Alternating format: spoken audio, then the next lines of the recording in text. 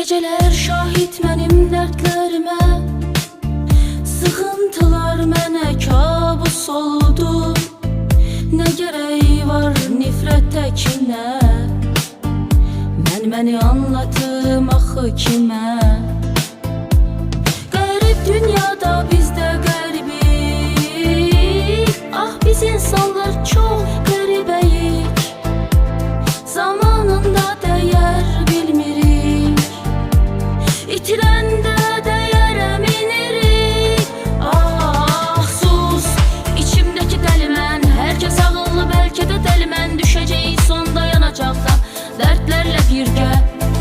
Sus, içimdəki dəli mən, hər kəs ağıllı bəlkə də dəli mən. Düşəcəyik sonda yanacaqda dərdlərlə birdə dəli mən.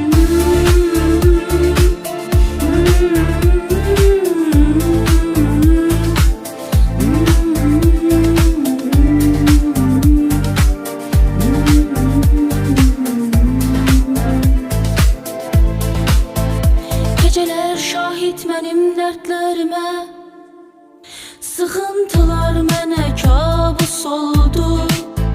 Nə gərək var nifrət təkinə, məni anlatım axı kimə? Qərib dünyada biz də qəribik. Ah biz insanlar çox qəribəyik, zamanında dəyər bilmirik, itirəndə dəyərə minirik. Ah sus, içimdəki dəli mən, hər kəs ağıllı bəlkə də dəli mən. Düşəcəyik sonda yanacaqda dərdlərlə birgə.